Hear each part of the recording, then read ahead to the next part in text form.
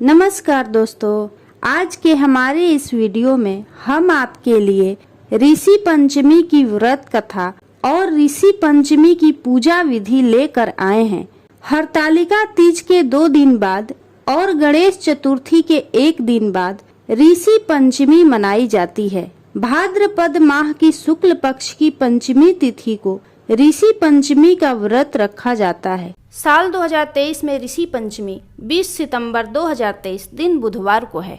पूजा का समय रहेगा सुबह 11:01 से दोपहर 1:28 तक। पूजा की कुल अवधि 2 घंटे 27 मिनट की रहेगी। पंचमी तिथि का प्रारंभ 19 सितंबर 2023 को दोपहर 1:43 पर होगा और पंचमी तिथि की समाप्ति 20 सितंबर 2023 को दोपहर 2:16 पर होगा। मान्यता है कि जो भी व्यक्ति इस दिन ऋषि मुनियों का स्मरण कर उनका पूजन करते हैं वे सभी पापों से मुक्त हो जाते हैं। ऋषि पंचमी के दिन सप्त ऋषियों का पूजन किया जाता है। इस व्रत को रखने से महिलाएं रजस्वला दोष से मुक्त हो जाती हैं, इसलिए इस व्रत को महिलाओं के लिए अत्यंत उपयोगी बताया गया है। तो चलिए सुनते हैं ऋषि पंचमी की व्रत कथा। सतयुग में विदर्भ नगरी में सेनजीत नामक राजा हुए थे। वह ऋषियों के समान थे। उन्हीं के राज में एक कृषक सुमित्र था। उसकी पत्नी जयश्री अत्यंत पतिव्रता थी।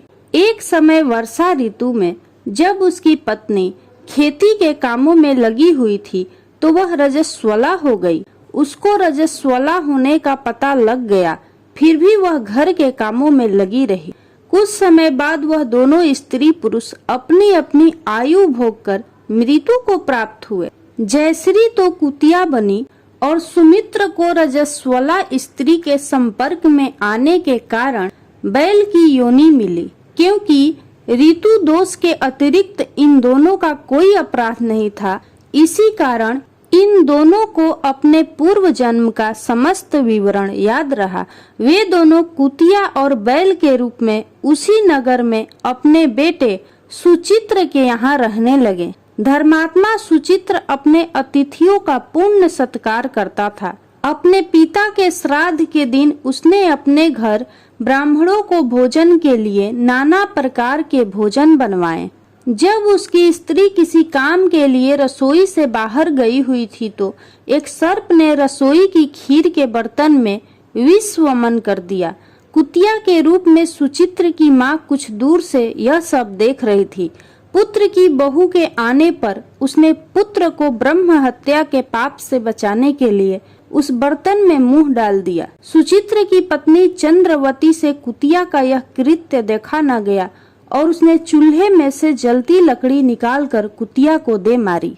बेचारी कुतिया मार खाकर इधर उधर भागने लगी। चौके में जो जूठन आदि बची रहती थी वह सब सुचित्र की बहू उस कुतिया को डाल देती थी, लेकिन क्रोध के कारण उसने वह भी बाहर फेंकवा दी। सब खाने का सामान फेंकवा कर बर्तन साफ करके दोबारा खाना बनाकर ब्राह्मणों को खिलाया।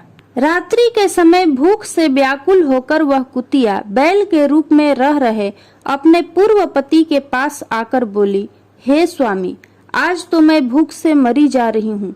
वैसे तो मेरा पुत्र मुझे रोज खाने को देता था, लेकिन आज मुझे कुछ नहीं मिला। सांप के विष वाले खीर के बर्तन को अनेक ब्रह्म हत्या के भय से छूकर उनके न खाने योग्य कर दिया था। इसी कारण उसकी बहू ने मुझे मारा और खाने को कुछ भी नहीं दिया। तब वह बैल बोला, हे भद्रे, तेरे पापों के कारण तो मैं भी इस योनि में आ पड़ा हूँ और आज बोझा ढोते ढोते मेरी कमर टूट गई है। आज मैं भी खेत में दिन भर हल में जुटा रहा। मेरे पुत्र ने आज मुझे भी भोजन नहीं दिया और मुझे मारा भी बहुत। मुझे इस प्रकार कष्ट देकर उसने इस श्राद्ध को निष्सफल कर दिया है। अपने माता पिता की इन बातों को सुचित्र सुन रहा था। उसने उसी समय दोनों को भरपेट भोजन कराया और फिर उनके दुख से दुखी होकर वन की ओर चला गया। वन में जाकर ऋषियों से पूछा कि मेरे माता पिता किन कर्मों के कारण इन नीची योनियों को प्राप्त हुए हैं और अब किस प्रकार से इनको छुटकारा मिल सकता है।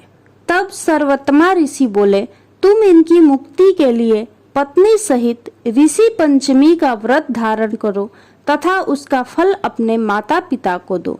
भाद्रपद महीने की शुक्ल पंचमी को मुख शुद्ध करके मध्याह्न में नदी के पवित्र जल में स्नान करना और नए रेशमी कपड़े पहनकर अरुंधति सहित सप्त ऋषियों का पूजन करना। इतना सुनकर सुचित्र अपने घर लौट आया और अपनी पत्नी सहित विधि विधान से पूजन व्रत किया। उसके पुण्य से माता पिता दोनों पशु योनियों से छूट गए। इसलिए जो भी व्यक्ति श्रद्धा पूर्वक ऋषि पंचमी का व्रत करता है वह समस्त सांसारिक सुखों को भोगकर वैकुंठ को जाता है। इस प्रकार ऋषि पंचमी की व्रत कथा पूरी हुई। आइए अब जानते हैं ऋषि पंचमी की पूजा विधि। इस दिन ब्रह्म मुहूर्त में उठकर नित्य कर्मों से निवृत्त होकर पवित्र जल से स्नान करके नए वस्त्र धारण कर लेने चाहिए। इसके बाद पूजा घर में आसन पर बैठकर पूजा स्थल पर हल्दी कुमकुम से एक चौकोर मंडल बनाएं। इसके बाद सप्त ऋषियों की स्थापना करें। इसके बाद पंचामृत व गंगाजल का छिड़काव करें। फिर चंदन का तिलक लगाएं। इसके साथ ही पुष्प अर्पित करें। फिर वस्त्र व जनेऊ अर्पित करें। जब आपकी पूजा संपन्न हो जाए तो सप्त ऋषियों को फल व मिठाई का भोग अवश्य लगाएं। इस प्रकार ऋषि पंचमी की व्रत कथा और पूजन विधि पूरी हुई। यदि आपको यह कथा अच्छी लगी हो तो कमेंट बॉक्स में सप्त ऋषियों की जय जरूर लिखें।